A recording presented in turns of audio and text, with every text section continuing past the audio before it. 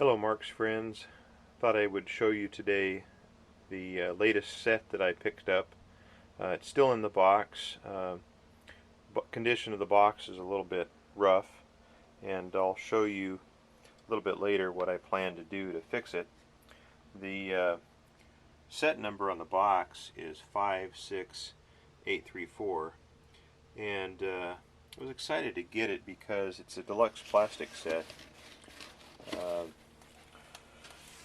Regular style G trucks, but it's an 1829 set, the 464 Hudson.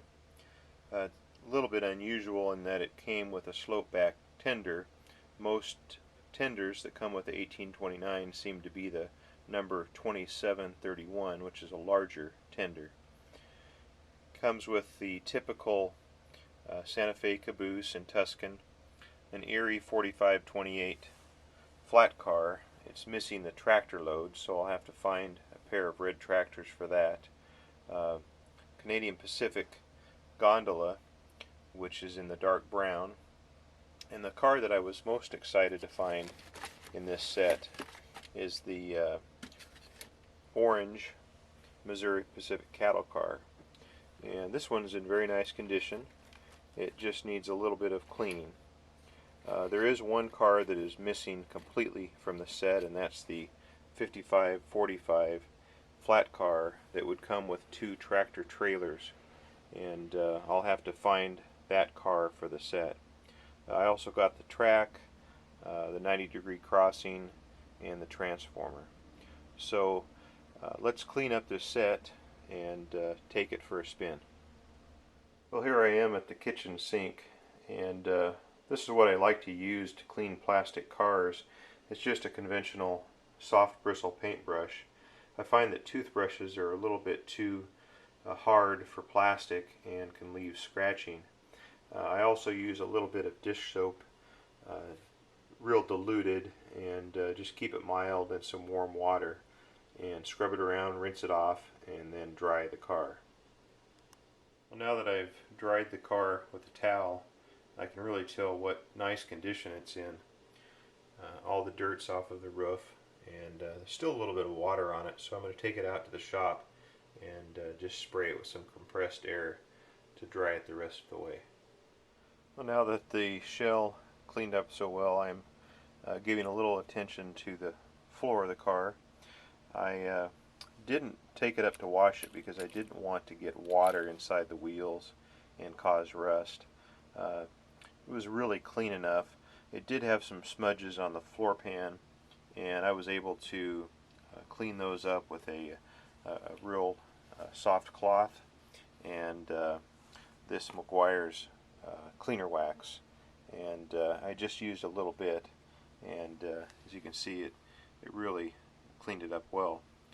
There's a little bit of tiny rust on the back of the wheels, but I will use a wire wheel attachment for my rotary tool to clean that up.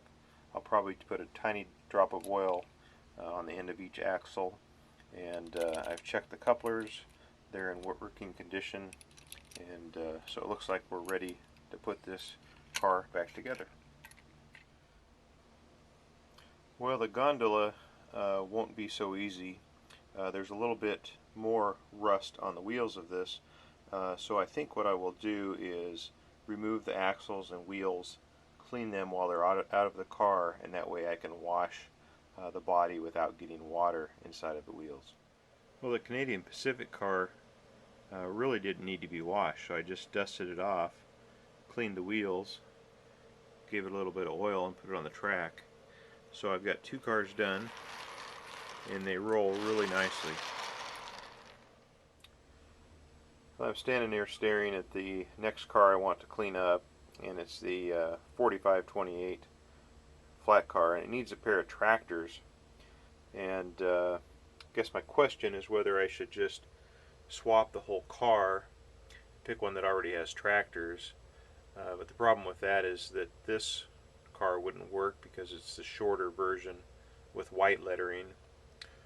This has yellow lettering, and it's the same Erie 4528, but it has deluxe style F trucks, and I really want style G for this set.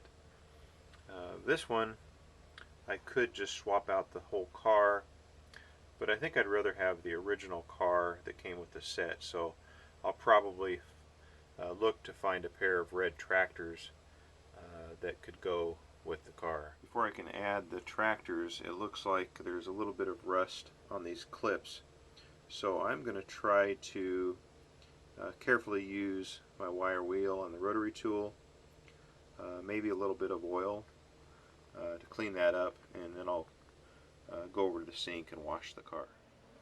Okay, I borrowed a pair of red tractors from another car, and these will do for now until I can find some more.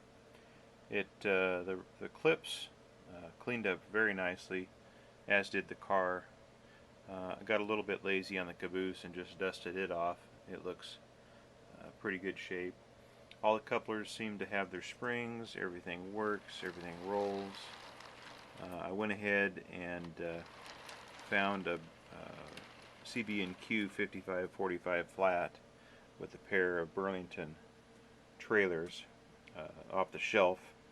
It's about the same quality, same trucks, so it will look good with the rest of the train. And now it's time to go get the tender and the locomotive. Well, the tender appears to be in really nice condition, and in fact it's so clean that I didn't have to wash the shell. The 1829 is a little dusty. I dusted it off and I lubricated it in the appropriate places. Let's see if it runs.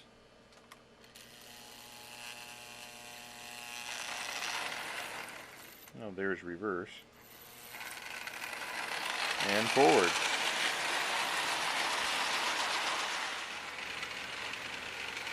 It even has a headlight.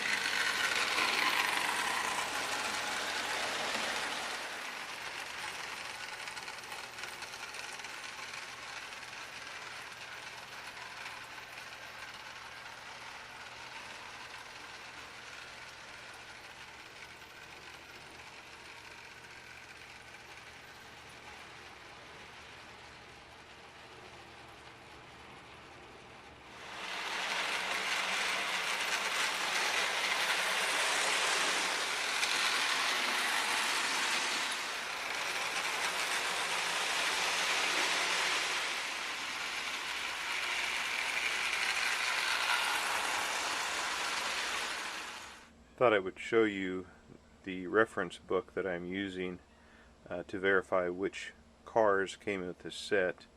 It's the Greenberg's Guide to Marx Trains, Volume 3, Sets by Robert Whitaker. It was copyright 1991. It's not the easiest book to find, but it sure is handy. Keep an eye out for it. I think you'll find it useful too. Well, now that I've got the set running, I'm back looking at the box. There is some tape on it. I'm a little bit hesitant to take the tape off.